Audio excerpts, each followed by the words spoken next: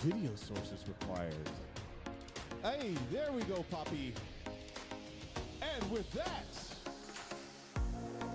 welcome to the Evan and Aaron Show presents the Red and Blue Soccer Chats. To all you people out there in virtual land, what up? Hello. How you doing? My gosh, man. This has been a I don't know. Crowd's a little late there. Yeah, crowds are late. You know, it's a little sleepy crowd there. I mean, hey, we've been drinking, and imagine that. The YouTube's just said that we are live, so well, hopefully we're actually making noise. Do a sound. I think we are. I think we are. I think I have overcome the technical issues from a little bit ago. Yes, listen to that. Listen to that. Go, so yes. Welcome to another Wednesday night. It's been a minute. Yeah, man. Not that. I mean, it's been a stop-start. This is that kind of summer. It seems like it's a brat summer. A brat? Ah, look at you, you youngsters.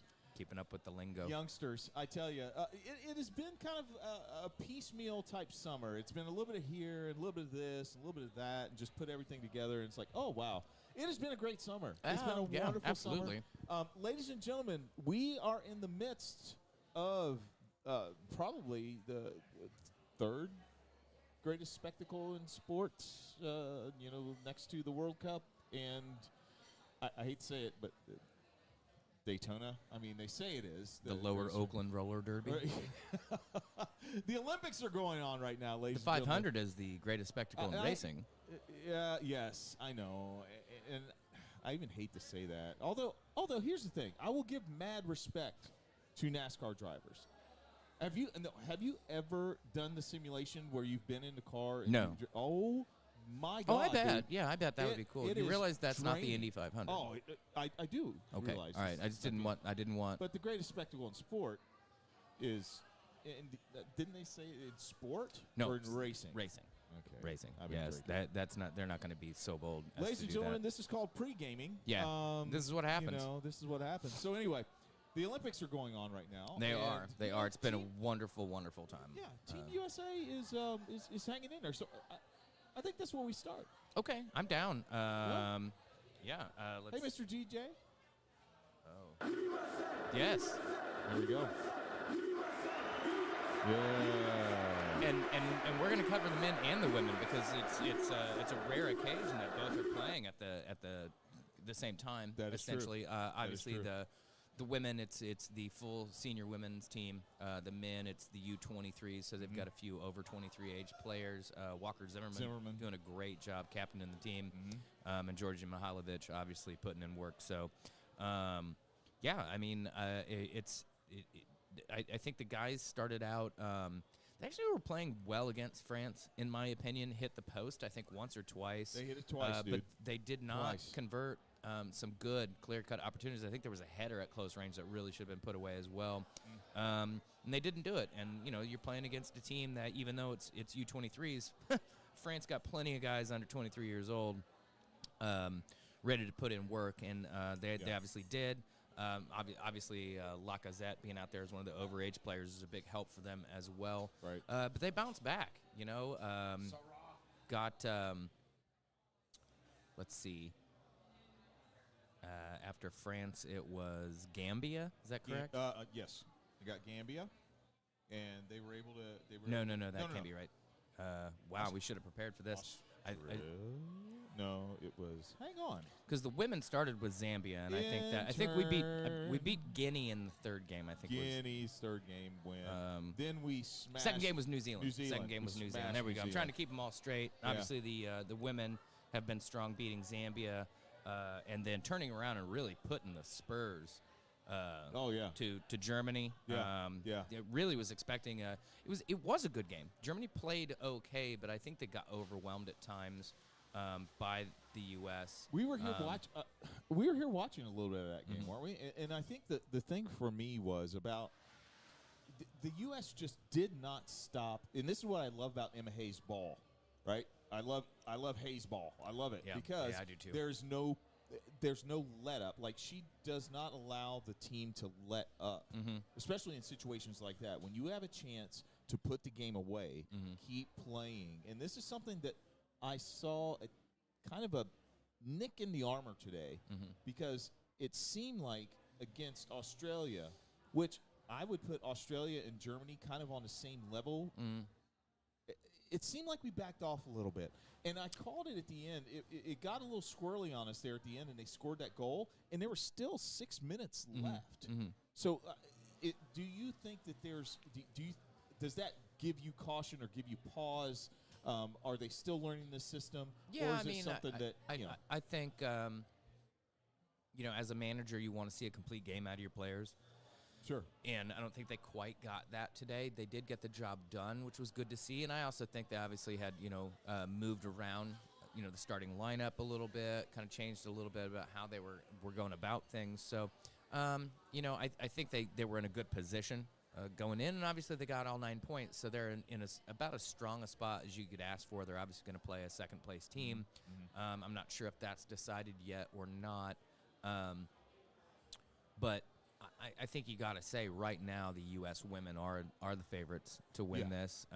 I don't know what the points deduction is going to do to Canada, and what a weird situation that is. Which I know lots of honestly they certainly can't be the only team that's been doing that kind of thing, and obviously the U.S. Coaching staff said they were aware of it. Well, I hate to drone on about it. But well played, sir. I just well played. Yeah, I know. It's ridiculous. I mean, first of all, it's the Olympics, man. I mean, in the grand scheme of things, for all of you baseball fans out there, first of all, congrats to the Cincinnati Reds winning the series. We don't. It doesn't matter about today, but we won the series against the Cubbies. Is that on? Yeah, it is on. It's a rain delay right now.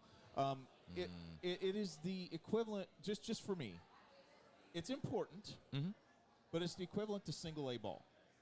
Because you don't get all of your the Olympics is great to win. It's wonderful to win, but you're playing with like your U20s and U22s. Well, not for the women. Not for the women, but even for the women, for me it goes World Cup, Euros, CONCACAF, Olympics.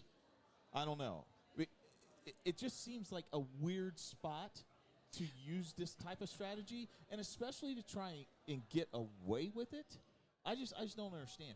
You've got a good squad, Canada. You got a squad that you're wanting to get out there and things like that. I see where you're going with this. I think the issue is this is just routine behavior for them. This is something they've been doing for the last few years. Oh my gosh! Bye, yes. Sarah. Good to see you.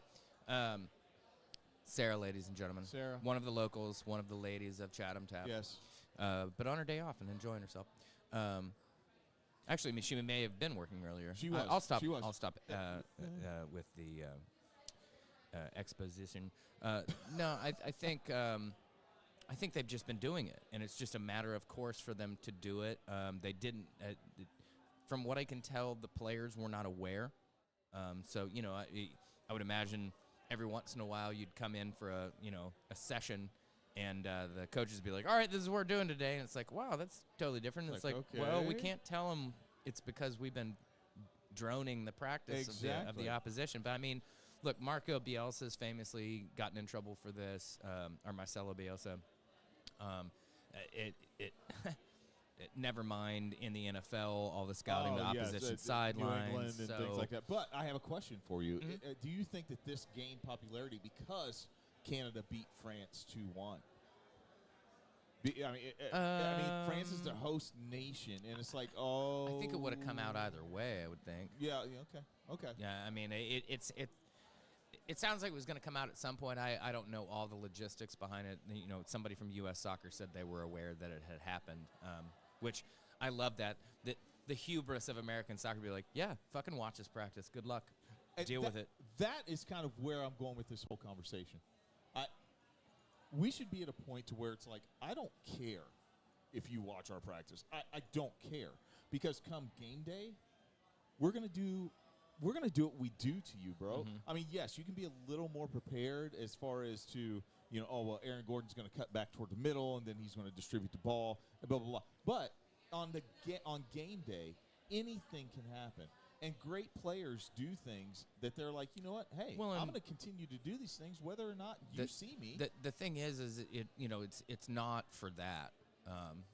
They know player tendencies. They're gonna have footage on that all day long from in-game stuff because players aren't going to change those habits. But it is going to be about where are your starting positions, what's your build-up decision making. Are you Gegen pressing? Are you counter pressing? That sort of thing. And even if only for 5 minutes you can catch somebody off guard, you might steal that goal in a game where one goal is all that matters. It gives you an advantage, an unfair So, advantage. I don't know. I mean, I have mixed feelings because I think it's kind of silly. But at the same time, you can't do it. You can't do it. And I think they've been appropriately punished, and we'll see what happens moving forward. But again, I think the U.S. women, even with all that going on, have to be considered the favorites. The men now play Morocco. I'm not sure when that game is, but I think that's going to be a tough match. So Canada has been, they've been disciplined, whatever. They have 3 wins, but they're sitting on 3 points. Yeah, they got a 6-point deduction, And so, and they're still likely to advance. They're still going through because goal differential against Colombia. So, here's the deal. I don't know how I feel about this. If you get caught cheating, at least in obviously, apples, oranges. If you get caught cheating in the profession I'm in, you get tenure? You fail. Oh. Wow. Oh, maybe that's why. Maybe that's why I don't have tenure, man. Maybe I just play the system. Not working hard Play the enough, system, man. not working hard enough. You ain't cheating, you ain't trying, Evan. Come on. Exactly. But no. As a student, if you cheat and you get caught, then you fail. And I'm like, okay, do we need to do that type of thing? In this, should we be that cut and dry to say, look, Canada, okay, the fact is that 2 coaches fuck things up for you. And we know that nobody else may have known about this. Yeah. But, sorry, should they draw that hard, fast line like that? Or do you think this is okay? Well, I think that's okay because, unless you do have, a lot of information that the players were involved as well. It's unfair to the players. And ultimately, at the end of the day, this is what it's about, is these people have spent 4 years working their ass off to get here.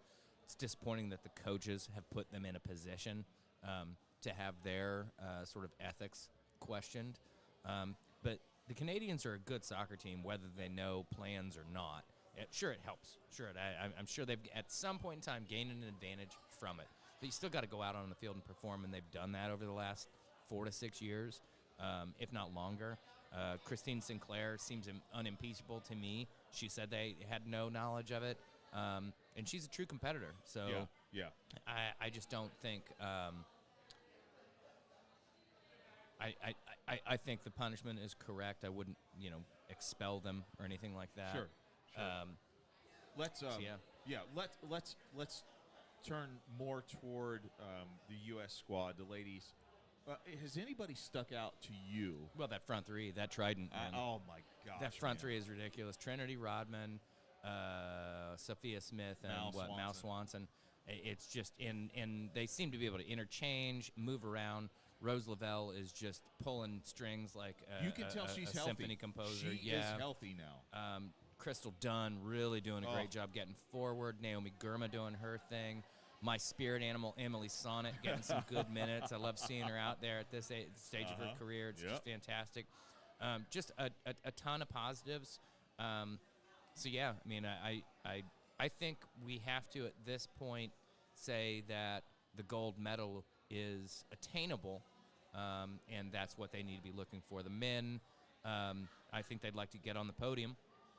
I think at the end of the day, you got to be looking and saying some of these teams might be a little bit difficult to beat, but you've made it this far. It's the first time since, 2000 they've advanced to the knockout stages. Morocco is going to be tough, but I think a winnable game. It's a winnable game. They're going to be looking at it the same way we are and saying, okay, we have to shore this up to be successful. But, I mean, you're riding this kind of high. The men have played well in the last couple of games. Yes. I think they've done what's really been needed. and I like what Mitrovic has put out there. So Yeah. I do have to give a shout out to Nair. Alyssa, she has. I love the way she keeps goal. I love the way that she is able to run that defense from the back and just. She is like a field general out there, and I love watching her play the game. I love watching her, like you said with Rose Lavelle, to help orchestrate the back. Absolutely. To make sure that, hey, let's get the ball forward. Let's do this. The goals scored against them today, it was a 5-holer, and those are some of the toughest ones to especially at range. Yes, exactly. At range, you can't stop that. She has done an outstanding job. So, from the goalkeeper's corner, hey, Alyssa, you've killed it. Just keep doing what you're doing. I think they're looking good. Last thing I want to do, and this is not about the footy. Okay. But it's about this right here. Let's talk about the U.S. women's performance in rugby.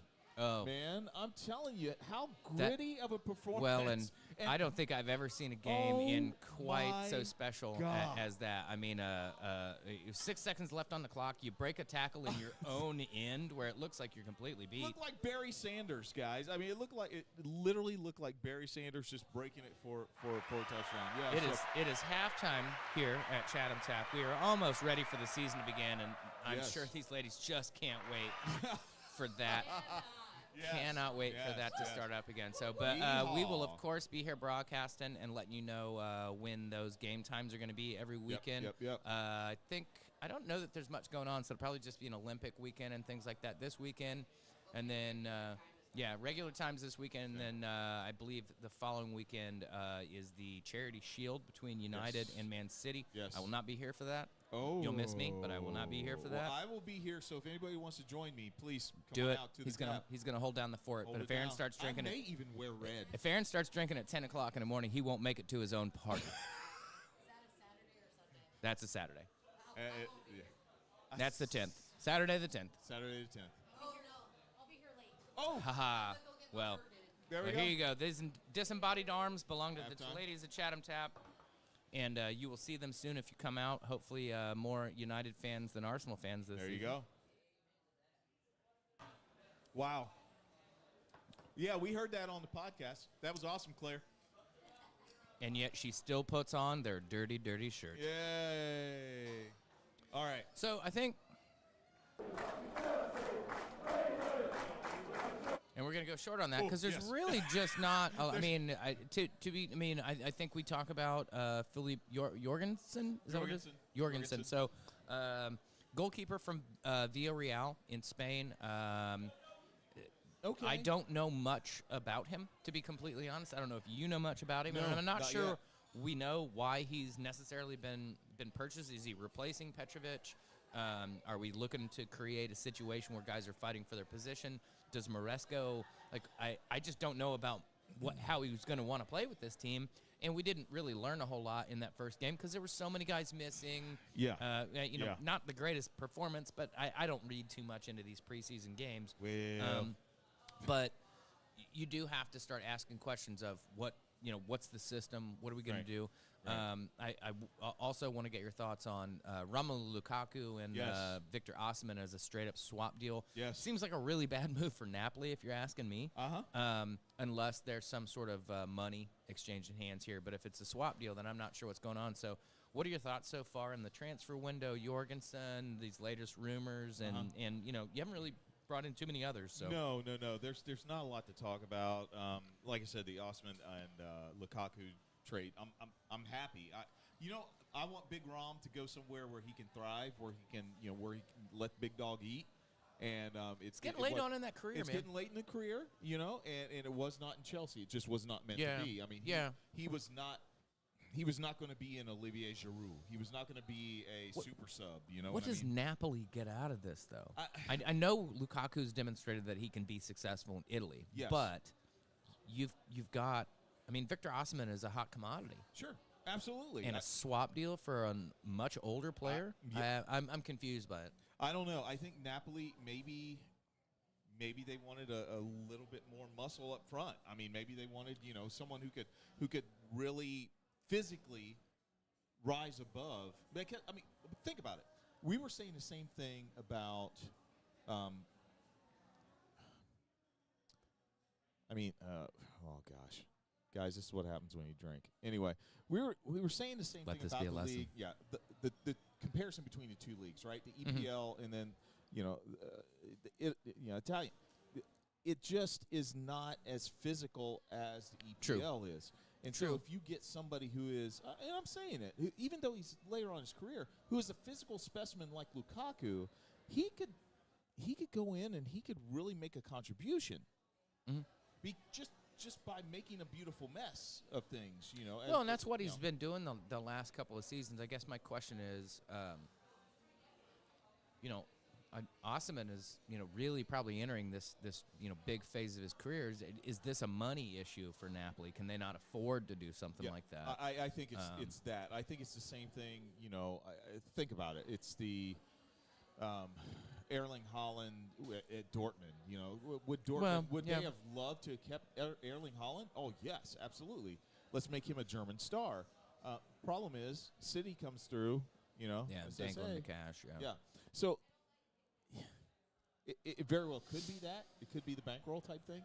But I think that, Osimhen is going to fit into Chelsea, and I think that he will bring, like I said, he'll bring that second phase of his career with him to where it looks like he is trending upward, like Does this bigly. He's trending upward bigly. what does this do to Nkunku? I think this moves him to more of a distributive player. I think this moves him to kind of like a Sterling, Okay. type position. And I think that's going to be okay with him. Because right now he's, they're Well, he just wants playing to a play. false nine. He just wants to play Right. at this point, I would Yeah, think. he just wants to play. But now he has not only someone to distribute the ball, but someone also to take the pressure off. Yeah. We've totally been ignoring our fans here. Oh, hey, there they are. Totally agree with Evan. I figure everyone is watching no matter what. Okay, Greg, good to see you, man. Sorry about that, guys. What are you We're drinking there, Evan? This is at Jameson, Jameson and on ginger, the rock. is No, it? no ginger. Oh, today, ginger. Just on the rocks. ginger. Jameson on the rocks, buddy. Roger, thanks for commenting, man.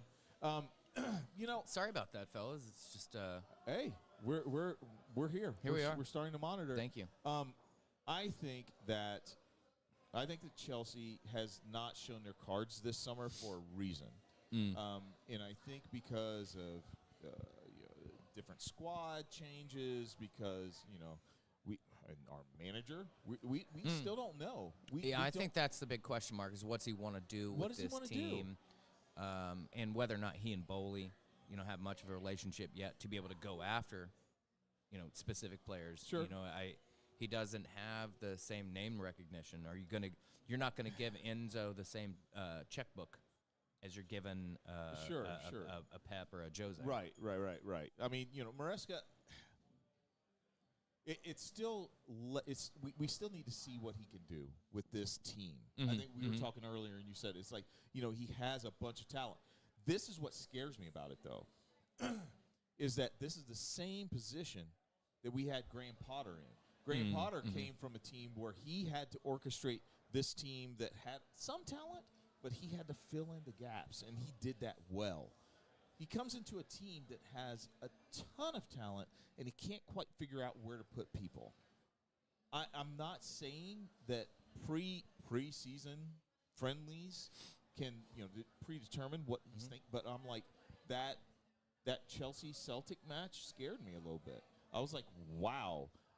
I'm not sure, even though it's a friendly, I'm not sure we wanted to look that bad.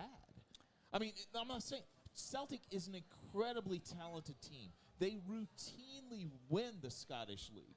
They do. And I want to give them their props. Matter of fact, Celtic was the first team that I really started watching as I got back into the fandom of football. And I appreciate them. But 4-1? Nah. And that one was a penalty? I'm like, I don't know, man. I don't know. It's concerning. It is concerning for me. Hey, they're about to play right now. Yeah, I know. So look at that. I mean, it's just you just can't get hung up on results like that, and especially in the preseason. Yes, it was mostly first half goals from Celtic, but you didn't have anywhere near a squad on the field there. So yeah, I mean, I think I'm trying to help here, Evan. I know, trying to I know help. you're trying to help. Last thing I'll say, I would have felt better if it had been closer, because then I'd have been like, okay, yeah, that's our second or third squad. It was a dominating performance by Celtic. Yeah. And I'm sorry, I don't. Maybe I'm just too competitive, but as a competitor, I don't want that ever to be said about Chelsea. And when it is said about Chelsea, it makes me feel some type of way. All right, well, that's fair. There you go. That's fair. All right, let's switch. Get out of London. Let's go to Manchester. And we're not talking City, by the way. No. We're talking United. Hey, Ron, talk to me about the Manchester United. Wow, I just used the Walmart thing on Manchester United. The Manchester United. Well, I mean, they are the Manchester team, so it does make sense. Okay, I'll give you that. Absolutely, I would The follow. preeminent football team in the world. The Now largest, the biggest club in the world. I'm just going to say they're the biggest club in the world. Okay. All right. Anyway, let's look at the squad here. All right. Mm-hmm. What piques your interest at your guys' squad? Well, I like that we've brought in Xerxes and Yoro. I'm a little disappointed that Yoro got hurt early on. He's supposedly injury prone, and that's been a problem for us lately. 18 years old, dude. But yeah, he'll snap back like that. You would think. But I like Xerxes. I think he offers us some depth, obviously, and something slightly different. I think he would play a little bit more centrally, not necessarily as a 10, but I think he'll drift infield, a la maybe like a Foden. Ooh, Kind of nominally okay. starts wide, but then kind of drifts inside. Very nice. And does a bit of playmaking. So I like those options.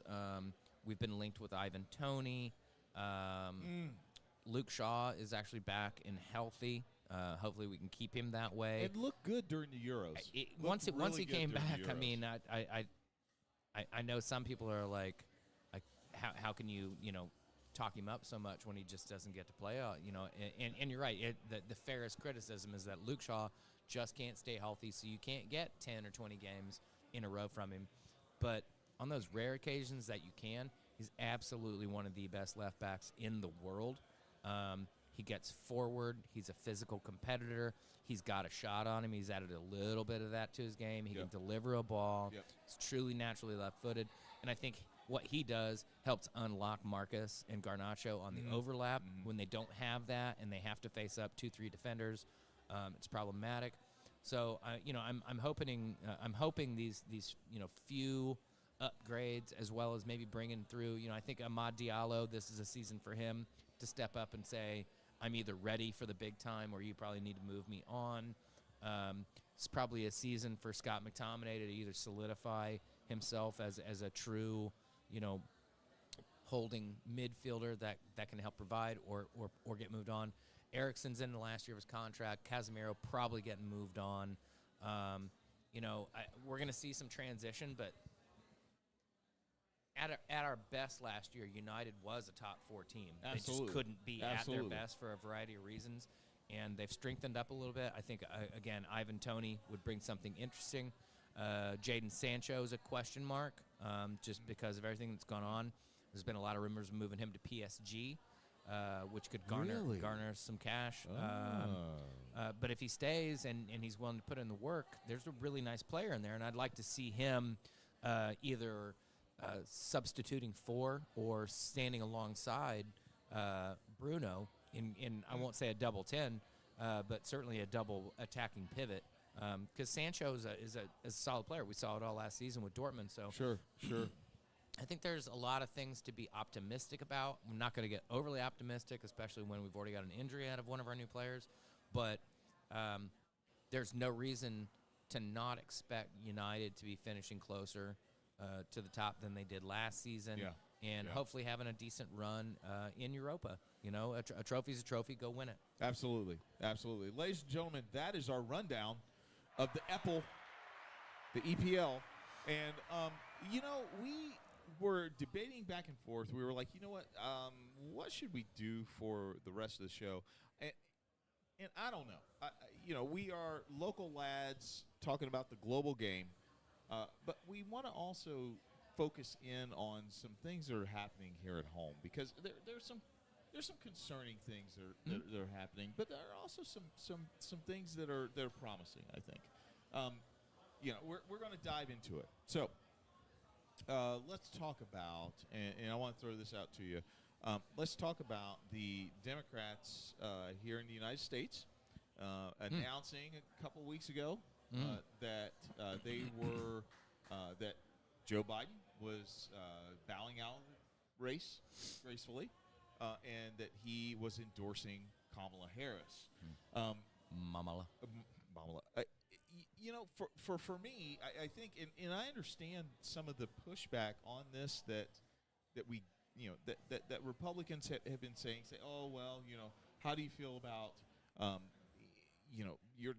your candidate being decided for you? How do you feel about this, blah? I have my take on that, but I wanted to hear kind of your take on, somebody saying, well, how do you feel about, the Democrats had put forward a candidate and they asked him to step down, and he stepped down, and now you really didn't get an active part. This is what they're saying. You didn't get an active part in deciding who should run. Like, where does that sit? It has some merit, but not a ton. If you were totally okay with anointing Joe Biden, and this is what happens, you're the president and you decide you want to run again, you're probably going to get that nomination. So kind of fast forwarded through a lot of things. And I understand that if it would have been a different situation, say 4 years ago when he wasn't president, obviously the primary process is different. But in endorsing Joe Biden, you are tacitly endorsing Kamala Harris. And especially knowing the age thing is an issue, you've been saying for years, that's fine. If something happens to Joe, we're quite ready for Kamala to step in. So I don't think the decision was necessarily taken away, and I'm not sure how much would have changed, because I don't know that if there had been an open primary, I don't know if Gavin Newsom is going to would have run for president. I don't know if Pete Buttigieg would have done that. Especially in the face of everything that we know. So, like I said, it holds some merit because it is a weird and unique situation. But at the end of the day, I think if you said you were supporting Joe Biden, that also means you're supporting Kamala Harris. Yeah. Yep. And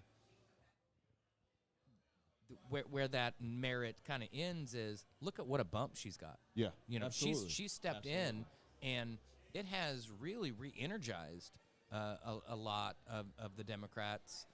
The Democratic Party out there, and I think she's going to ride that wave. I think she's got things to prove.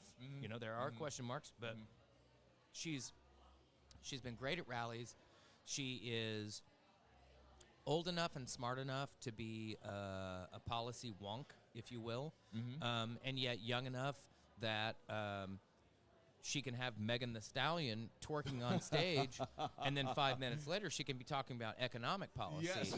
And I don't think that's something it wouldn't lose the crowd at all. I don't think that's something the opposition has, and I think it has definitely flummoxed the Republican attack dogs as to what they were going to do, because they were all in on Biden's old, Biden can't do the job. Yeah. And now you have to completely change tack, and they're really, really, in my opinion, turning a lot of people off. I think they're turning off women. Yes. With the whole she slept her way to the top kind of thing. Yep. And I think they're turning off people of color with the simultaneous, well, is she Indian? Is she black? I didn't know she's black, blah, blah, blah, blah, blah. Yeah. And her, being a prosecutor and things like that. Like, there's really a lot of racist tropes going on. And then you juxtapose that with, I got to be honest, I think this, if they spin it correctly, there is no better gift for the Democratic Party than the fact that Donald Trump decided to show up to the National Association of Black Journalists today. Yes. And talk, and out of the box, Oh, no. like, they went after him, that and he immediately played the victim. He immediately acted like it was so unfair to him. but you could hear the crowd reaction, like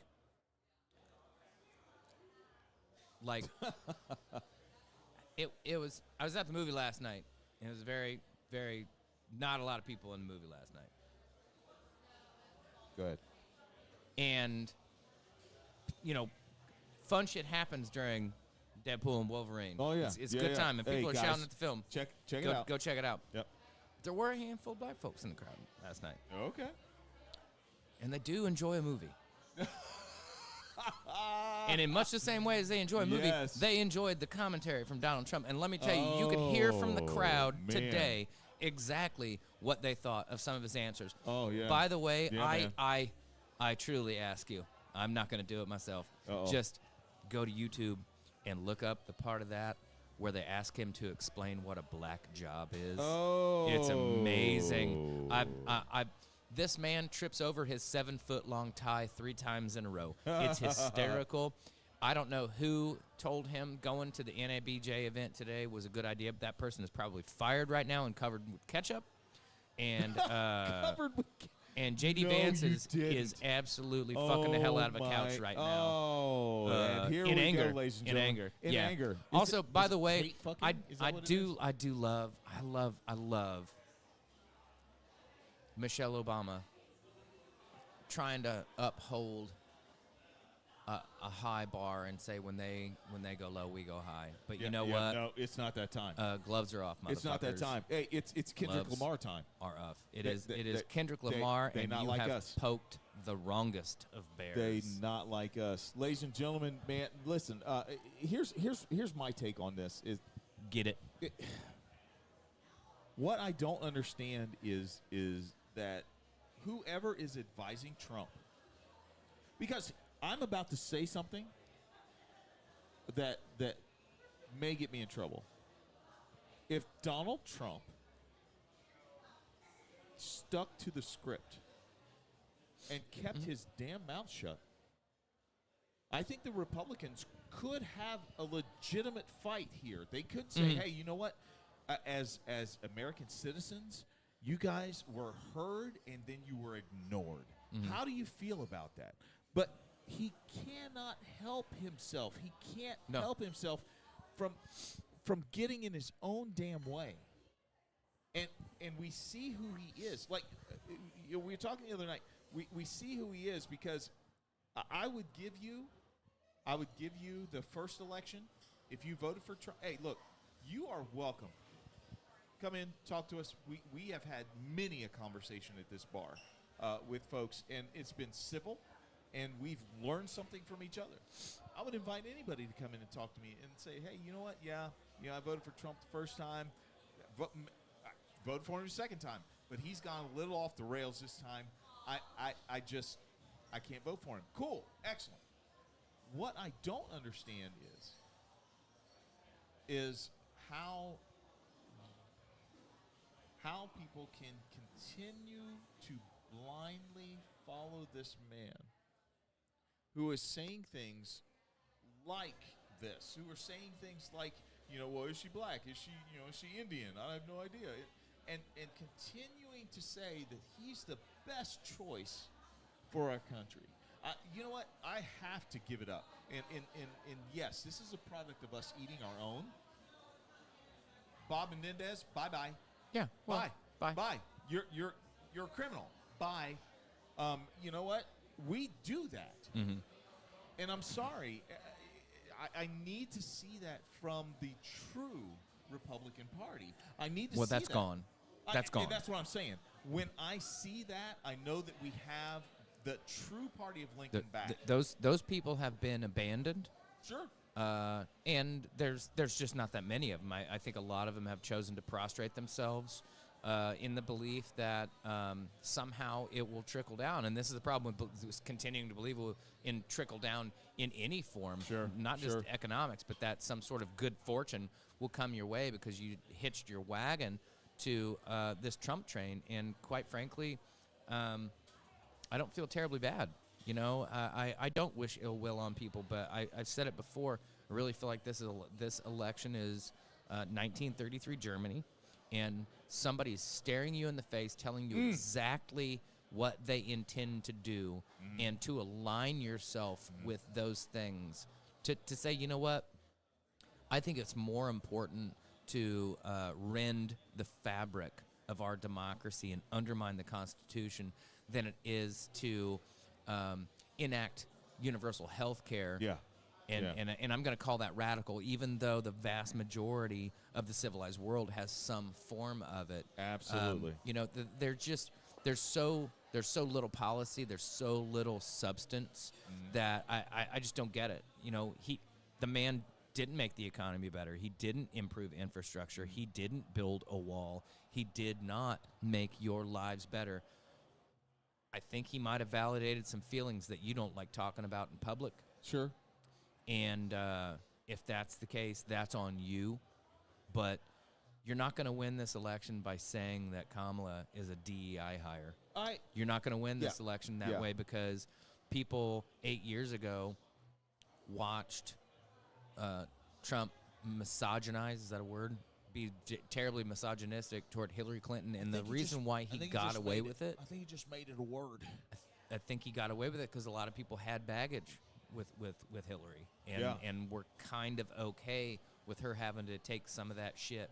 But there's just not the history and the level of baggage, and Kamala's just nice and fun-loving. So to try to cast all these aspersions on her, I think is going to alienate a group of people. And here's the thing. At the end of the day, all that has to happen is for Republicans to convince enough people to just not vote. Yeah. No, that's right. They will lose. Now, I'm not going to be so bold and arrogant I was in 2016 because it didn't make sense. It still doesn't make sense to me in any way that Hillary Clinton was not president of the United States. And Donald Trump was. But I just don't think this is a winning strategy. And if I were Donald Trump, I wouldn't want to debate her either because I'm pretty sure she's just going to mop the damn floor with him, much the same way that Hillary did 2 out of the 3 debates. And honestly, since this is this type of show, let's throw this out here. There's a huge, not huge, but there's a significant section of not only Democratic voters, but also, kind of undecided voters that are like, well, she kind of was a prosecutor, in California and L.A., San Francisco, and she put a lot of people in jail. Okay, guys, here's the facts, and please check me on this. She put less than 50 people in jail. The rest of them, she had a program, very much like the program that I worked for 3 years. I worked for Youth Build, and it's a program that got students who had dropped out of high school, who didn't have a chance to get their high school diploma, got them their HSE and taught them a trade and got them an incredible new life, basically. Yeah. This is the type of system that she set up. This is facts, guys. Yeah. So seriously, go out there, check it out. This is what's happening. Don't believe the hype. I mean, Flavor Flav was absolutely right. Don't believe the hype. He's killing it at the Olympics. By the way. He is. He and Snoop are just doing it, man. They're killing it. But he and Chuck D were right. This is exactly this is what Gen X is about. We should not be out there, Gen X, believing the hype. We should be like, okay, I hear what you're saying. So you go get evidence of what you're saying because I'm going to go look up what you're saying and see if it's right. That's the way we should do things. But unfortunately, in our society today, we don't do that. No. And that's a shame. And I think that her track record, as far as the black community is concerned, as far as the brown community, as far as any community is concerned, her track record points to the fact that she cares for people. Yeah. And it just blows me away how. Yeah. I'll never understand this, and it's going to be, I think, several very long chapters in future history books. Yeah, yeah, absolutely. All right, ladies and gentlemen, so now we have come to the Hey Aaron segment. Is that the new Hey Aaron? What's happening? Oh, no. Ladies and gentlemen, we're premiering the new Hey Aaron segment music, I guess. Apparently. with the drunk crowd. Hey, there we go. That was funny. That was really good. All right. Sometimes the buttons aren't where the buttons are supposed to be. That's okay. That's all right. So here's what I'm going to do, my friend. All right. I am going to go through. I'm going to throw out 3 names from Okay. the Manchester United squad Okay. and 3 names from the Chelsea squad. Okay. And you are going to give their opinion on. You're going to give your opinion on their performance this upcoming 24-25 season. Okay. All right. Alrighty. So here we go. Victim number 1, Andre Onana. Honestly, I expect him to have a solid season. I think he had a little bit of a stumble out of the gate last year, but he really, really settled in as the season went on. And I think he's comfortable now. Obviously, a huge part of that is having a consistent back line, and obviously Lenny Yoro being hurt already, throws a wrench into that. But like I said, I saw some strong commanding performances out of Andre Onana as that season went on, and I think they can expect him to continue that and hopefully begin to really build upon his ability to play the ball long. Kobe Mainu. I mean, the sky is the limit. It's been meteoric to see what he has done, and Boy, his performance in the Euros. I was going to say he had the best pass completion percentage of any midfielder at the Euro. He just looks so composed already, and barring injury and the craziness of what can go on, I think we could be talking about him as one of the best midfielders in the world within the next few years. And finally, Rasmus Højlund. I think this is, I won't say it's a make or break season for him. I don't think they would necessarily get rid of him, but I do think that he probably needs to find his true role in the team a little bit better this season. Hopefully, there's discussions about getting him more service, because I think that's really what he was lacking. He's not somebody who's going to pick up the ball 40 yards from goal and beat dudes and things like that. He needs the ball played to him. So I'd be taking Anthony and Garnacho and Rashford and Jaden and all these guys aside and saying, look, you got to start picking your head up and looking for this kid, because his movement is fantastic. And he's willing to make those runs into the deep pockets and bring people into the play. He's also willing to make runs to that near post and put his head in places where a lot of guys don't want to. So I think he needs to get that service, and as long as he does, I think he can be successful. Okay, so I lied. I want one more. Okay. Alejandro Garnacho. Again, I mean, young player, ceiling is way up there. He's really looked good at United as well as at the Copa this summer. I gotta believe that he's going to continue on that trajectory. Is he? I don't want to be like, oh, he can be the next Ronaldo or he can do this or that. I want him to be his own player, but man, we saw some greatness from him in flashes last season. That pace, that movement on the ball. As long as he's continuing to progress, then he's still going to be a handful. All right, let's move to London, and let's talk about the Chelsea squad. Let's start with Enzo Fernandez. Well, aside from the apology notes he's had to write to everybody this summer, hopefully they can get past that. That kind of stuff is ugly, but it does happen, and they're young, so maybe we'll give them the benefit of the doubt that they didn't really think or know that what they were saying was as offensive as it was. I think I'm going to sound like a broken record here, but I think it's going to be difficult to say what I think about any of these Chelsea's players without knowing what Maresca really is intending to do. Yep. Even this time last year, it was kind of difficult because Pac, comes in and kind of evaluates. I don't know much about Maresca. He did a great job of getting Leicester back to the league. He's obviously going to have this new level of talent at his disposal. And maybe it's a good thing that not a ton of new players came in, as long as the expectation is set appropriate and say, like, look, hey, finish top six. Finish top six. Get into Europe. Yes. Show that we are continuing to progress, and then maybe in January, maybe this time next year, we can start talking about the types of players that you need to bring in, because Chelsea should have enough. They showed with what they did toward the end of the season there with a good run, that they are a top 6 team. Yeah. So I think if they can start off okay, not kind of be in the doldrums they were, Right.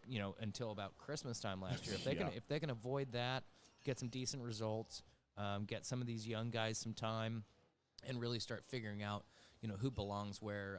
I think you got to start seeing 13 to 15 guys consistently Yes. playing from Yes. game to game rather than this consistent turnover.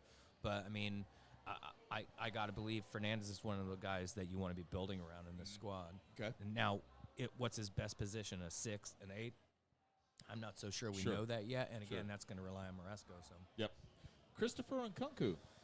just get healthy, man. Yes. Get healthy and get on the Yes. field. I mean, I don't think we know what his best position in this squad is. How Maresco would want to utilize him, but he's an amazing player. He's super enjoyable to watch, and I hate so much when I see these young-ish guys getting these types of injuries that really keep them sidelined for a long period of time, because it is so difficult to get back to this level of Yes. play. Yeah. You'll see guys that don't have issues for a long time. I'll use Gary Neville as an example. Obviously not a great super athlete either, but here was a guy who was just an absolute first choice nonstop for United and England for about a decade. He was available, he played, and you knew exactly what you got out of him. And then toward the end of his career, I think he was on the wrong side of 30. I think he got an ankle injury that kept him out for a long time, and as he recovered, he kept having like a calf injury, a hamstring injury, Yeah. all those Yeah, yeah, yeah. those compensation Right. injuries. And I think this is what you run into. You have one of these long-term injuries, the ability to get back to the level of physicality that it takes to play the professional level period, but in the Premier League as well, in the mental fortitude that you've got to have. It's really, really difficult. So I'd love to just see him get healthy. I'd love to see the kid play like 5 games in a row, and almost just be like, I don't care how you play. I just want you playing. Yes. Like you're allowed to make some mistakes. Give him that freedom. And I don't know if he's been healthy for the summer tour, but this is what these are supposed to be for. Yeah. Is get those cobwebs out. I don't need you dropping dimes from 60 yards. I need you playing. Yes. I need 60 minutes out of you. I need 70 minutes. I need, by the end of the summer, you're ready to go. Yep. And I don't know the last time he played 90 minutes of football. True. All right, here's your slow pitch softball pitch, Cole Palmer. I mean, this is an easy one. I think he would have loved to have seen more playing time at the Euro, but he did come on and do very good things. He's clearly Chelsea's talisman. Yeah. As much as Fernandez, I think Yes. he's got to be built. Team's got to be built around him. I think there is still a question mark as to what his best position might be. Mm-hmm. Does enjoy playing on that kind of right side and cutting in, but he's got playmaking abilities. So it makes me wonder if you could play more of a narrow system or maybe even a false 9 with him. But he's as comfortable passing as he is scoring. It seems he's obviously great on the PKs. I love watching him play. It's been in the same way that I'm so sad for these guys when you've got a player who's you see the talent and he just can't get on the field because of the injuries. Cole Palmer wasn't getting his opportunities at Manchester City and said, I'm going to be bold and I'm going to make this move to Chelsea. And, I mean, he's basically walked into the team and said, this is my team now. And not in an arrogant way, just I'm performing, get me the ball, Yes. And it's just so wonderful to see. He's such a natural left-footed player. There's just something pretty about that to watch happen. And I just think, much like Kobe and Garnacho at United, sky's the limit. He can really, really be one of England. He could be a great player for England. Sure. Wild card. I'm throwing one in. All righty. Kieran Dewsbury Hall. What does he bring to Chelsea? Don't know enough about him. I've Okay. seen him play a handful of times. Did he come from Everton? Where did he come from? Yeah, I think so. I think I've seen him play a handful of times. Again, Leicester. Okay. This kind of Oh, feels. so he's coming from Leicester. Interesting. So Maresco obviously must see something in him. You get a lot of these managers that do it. Ten Hag has been bringing a lot of guys that he had play for him at Ajax. Can be a blessing and a curse. Can be for Anthony, the comfort level seemed a bit too much. Yeah. Is he a defender or a midfielder? He is a midfielder. Okay. So I think you probably want to ease him into things. I'm not sure you're just going to throw him in, especially when, Chelsea's got several guys fighting for these positions. Yes. But you want to put him in the mix and see what he's capable of doing. Kind of anxious to get off here and kind of watch this game and see what's going on. And see what's going on. But again, I don't know enough about him. He seems awfully young, and maybe we'll be talking about him this time next year as somebody that might be playing more of a bigger role. Chelsea's actually up 1-0 on Club America. Club America. Okay, so There's also been a good. card, it would appear. Oh, where do you see that?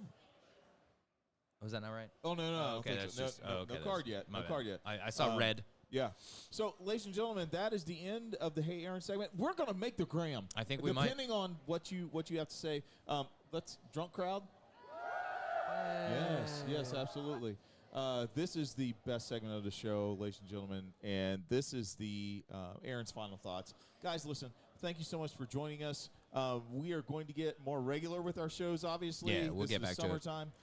But, guys, listen, thank you so much for joining us. Roger, Greg, thanks for commenting. Please comment while we're talking. We will pay attention to it. We promise. bad. We will.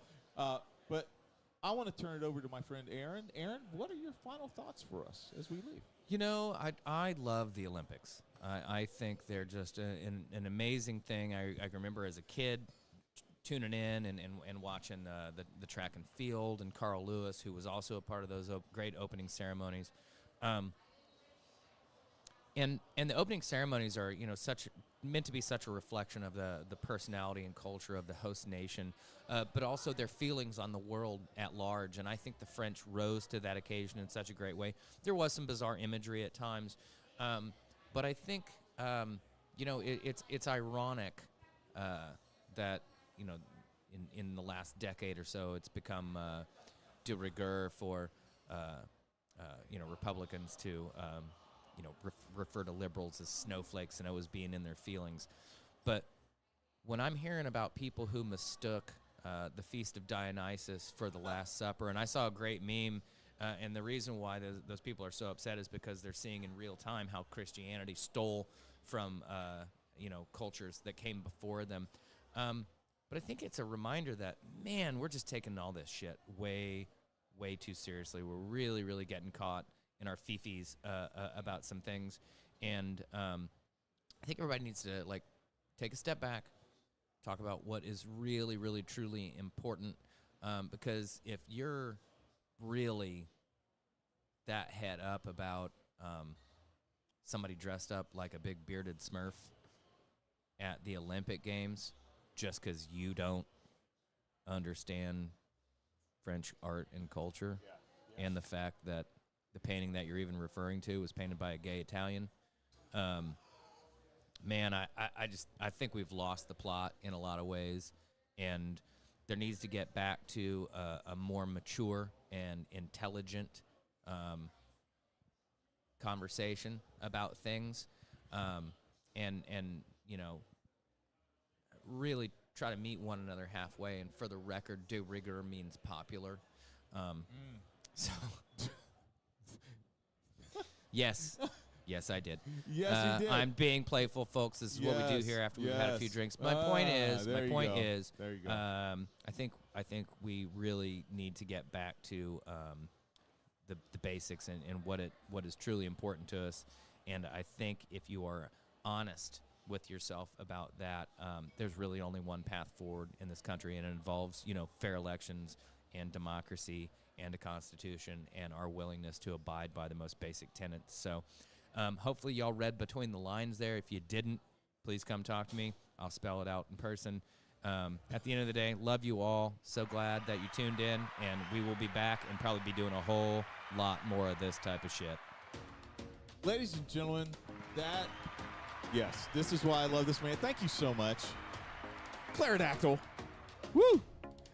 Guys, listen, thank you so much for joining us. We appreciate you. We love you. We're going to hit the gram. We're going to be right on the cusp. But, ladies and gentlemen, you have been watching the Red and the Blue Soccer Chat, brought to you by the Evan and Aaron Show. We will see you. Peace. Hashtag Black People Vote. Hashtag say gay. There it is. Peace.